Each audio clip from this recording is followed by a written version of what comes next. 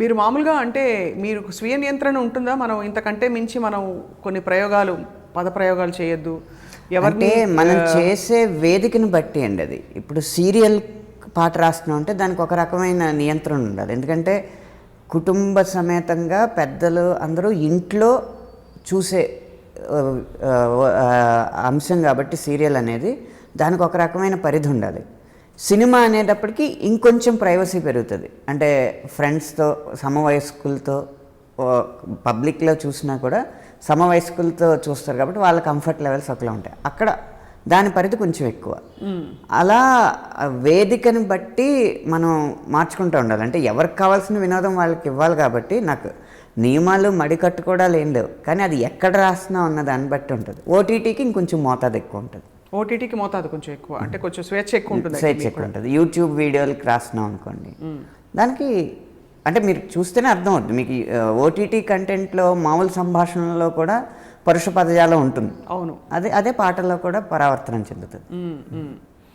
ఈవిడ కోసం రాసిన పాట, ఆవిడ పేరేంటి, రితువర్మ కోసం రాసిన పాట, అది తీవ్ర హిట్ అయింది, సంచలనం కూడా అయింది.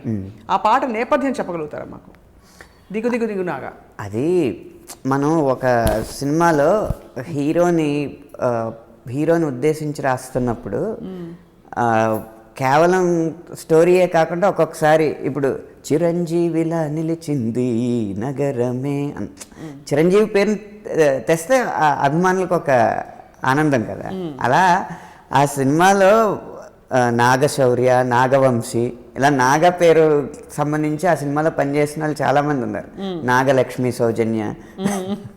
సో అలా మరి నాగ అనేది ఒక నామవాచకం. ఆ నామవాచకంగా మాత్రమే తీసుకున్నాను. అంటే ఇప్పుడు ఈ మధ్య అదే చాలామంది మనోభావాలు, చాలా పరిస్థితుల్లో మొన్న చంద్రబోస్ గారు రాసిన అంత సందేశాత్మక పాటకు కూడా అభ్యంతరం వ్యక్తం చేసిన పురుషులు ఉన్నారు. అంటే అప్పుడు వారు చెప్పారు దట్ ఇందులో వాస్తవం లేదని చెప్పి ఒక స్త్రీ చేతనే చెప్పించానంటే అందరూ స్త్రీ సంఘాలందరూ వచ్చి చాలా జేజేలు కొట్టారు.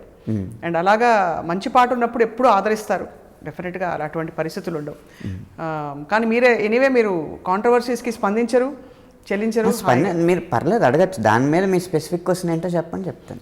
అంటే అదే ఒక కోవకి చెందిన వ్యక్తుల మనోభావాలు ఆ క్రమంలో దెబ్బతిన్నాయి అంటే దాని మీద వచ్చిన ఒక 3-4 ఆరోపణలు ఉంటాయి కదా, అవి ఏవేంటే ధైర్యంగా చెప్పండి. అంటే నాగా అనే ఒకటి భక్తిపరమైన నాగదేవుణ్ణి మీరు నాగదేవతని మీరు కించపరిచారు, అవమానించారని అప్పట్లో కొన్ని రోజులు సాగింది. 3-4 ఆరోపణలు వచ్చినాయి కదా, పర్లేదు ధైర్యంగా. ఆ దిగు దిగు దిగు నాగా అన్నది, తర్వాత నాగా అనే ఒక తెగ ఉన్నది, వారి మనోభావాలు కూడా దెబ్బతిన్నాయని, ఈ రెండింటికి మెయిన్గా చెప్తే సరిపోతుంది. ఇప్పుడు నేను చెప్తాను వరుసగా దాని మీద వచ్చిన ఆరోపణలు.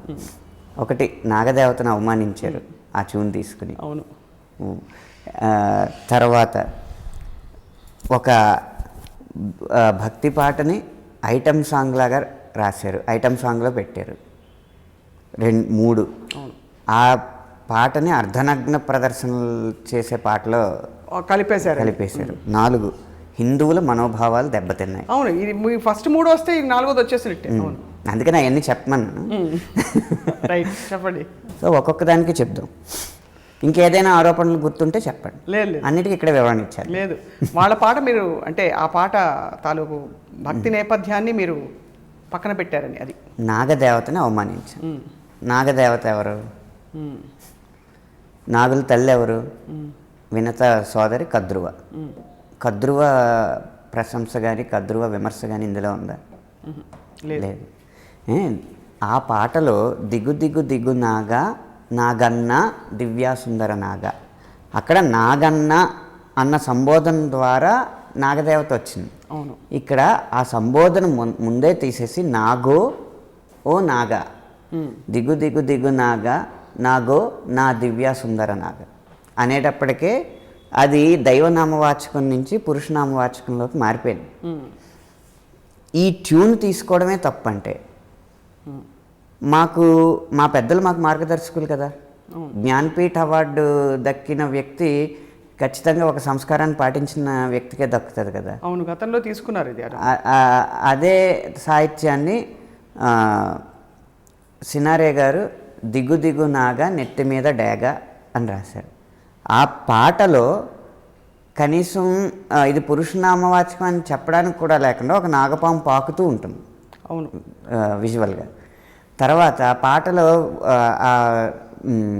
ఆ స్త్రీ పాత్ర వలువలు ఒలుస్తూ ఉంటుంది. అప్పుడు మాత్రం ఏ కాంట్రవర్సీలు రాలేదు. తర్వాత ఈ పాట బాణి,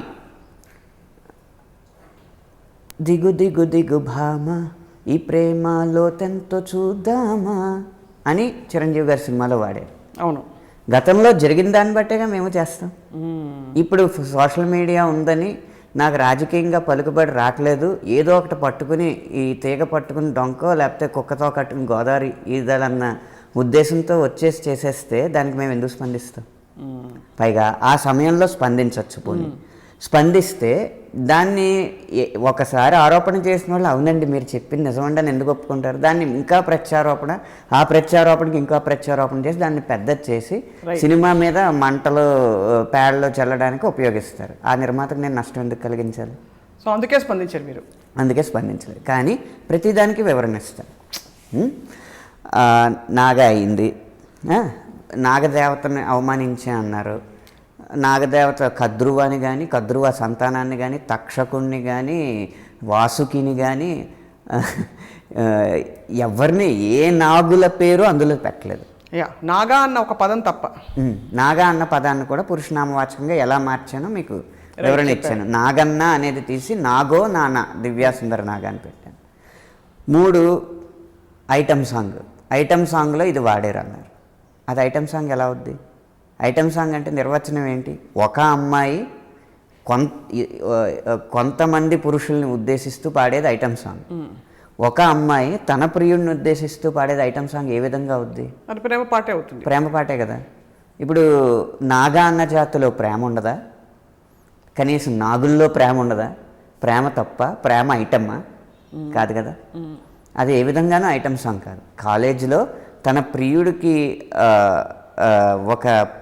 ఒక అమ్మాయి డ్యాన్స్ చేస్తానని చెప్పి ప్రోగ్రామ్స్లో చేయకుండా మోసం చేస్తే ఆ ఆర్గనైజేషన్, తన ప్రియుడి ఆర్గనైజేషన్ దెబ్బతినకూడదని చెప్పి ఒక పాటకి డ్యాన్స్ చేసింది కాలేజ్ ప్రోగ్రామ్.